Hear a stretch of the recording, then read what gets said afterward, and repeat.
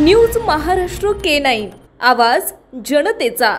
Dehu road cantonment board यांच्या वतीने निगडी येथील उड्डाणपुलाच्या अलीकडे पुन्हा गेट गोल्डन फार्म हॉटेलच्या समोर ड्रम लावलेले आहेत आणि दोरी लावलेले आहे की त्या ठिकाणी हॉटेलचे कुठलेही पार्किंग करता येऊ नये म्हणून, परंतु दिवसभर रस्सी लावली जाते आणि रात्री 6 नंतर त्या ड्रमचे रस्ते काढून त्या ठिकाणी पुन्हा गेट गोल्डन फार्म हॉटेल आणि सर्व हॉटेलचे मालक चालक त्या ठिकाणी अवैध रीतीने गाड्या पार्क करतात।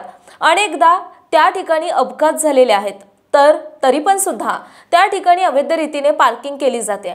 त्याकडे देहू रोड पोलिसांचेही ट्रॅफिक वाले यांचे दुर्लक्ष होत आहे, तसंच कॅन्टोन्मेंटचे दुर्लक्ष होत आहे।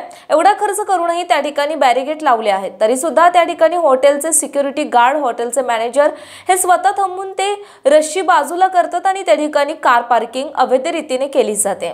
या अवैध पार्किंगसाठी कॅन्टोन्मेंट बोर्डातील सिओलचा आशीर्वाद आहे का? तसेच त्या ठिकाणचे काही अधिकारी आहेत, त्यांना हप्ते दिले जातात असे समजलं आहे। त्या अधिकाऱ्यांच्या आशीर्वादामुळे या ठिकाणी अवैध रीतीने कार पार्किंग केली जाते।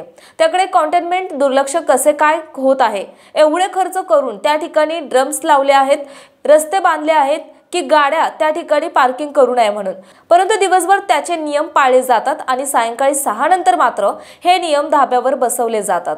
समोरच्या हॉटेलचे लोक त्या ठिकाणी येऊन रस्सी खाली करून अवैध रीतीने त्या ठिकाणी गाड्या पार्क करतात आणि त्याचा फायदा कॅन्टोन्मेंटच्या काही अधिकाऱ्यांना होत आहे असं समजलं जात आहे। कारण अनेकदा त्या ठिकाणी अपघात होतात म्हणून यापूर्वीचे सीओ माने साहेब यांनी त्या ठिकाणी नो पार्किंग करण्याचे त्यांनी बोर्ड लावले होते, तसंच काही ठिकाणी खड्डे मारले होते।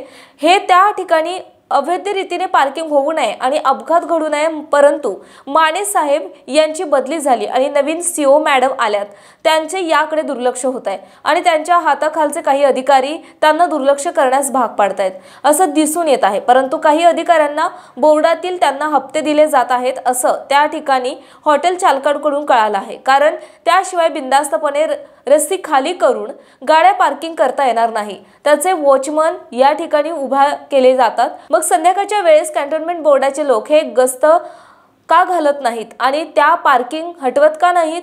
तो हॉटेलवरती कारवाई का करत नाहीत?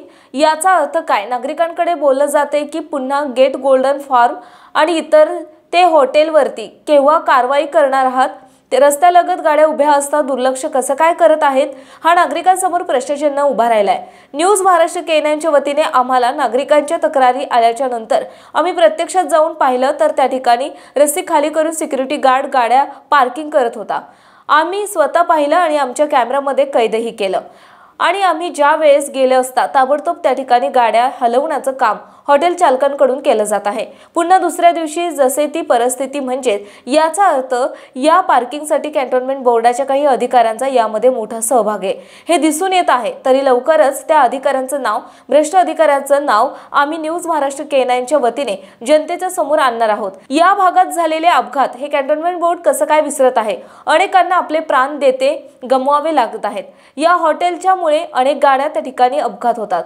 वरून येणाऱ्या गाड्या फास्ट असतात, तरी सुद्धा त्याच्याकडे दुर्लक्ष केलं जात आहे। स्वतःच्या फायद्यासाठी हे अवैध रीतीने काम केलं जात आहे। तरी कॅन्टोन्मेंट बोर्डाने त्या हॉटेलवरती योग्य ते कारवाई करावी असं नागरिकांकडे बोललं जात आहे। कारवाई करतील किंवा नाही करतील हे संशय व्यक्त केला जात आहे। न्यूज महाराष्ट्र K9 मुख्य प्रतिनिधी संपादक डॉक्टर रामदास भाऊ ताटे। महाराष्ट्रातील महत्त्वाच्या आणि ताज्या बातम्या पाहण्यासाठी आमच्या न्यूज महाराष्ट्र K9 चॅनलला YouTube वर सबस्क्राइब करा आणि बेल आयकॉन प्रेस करा।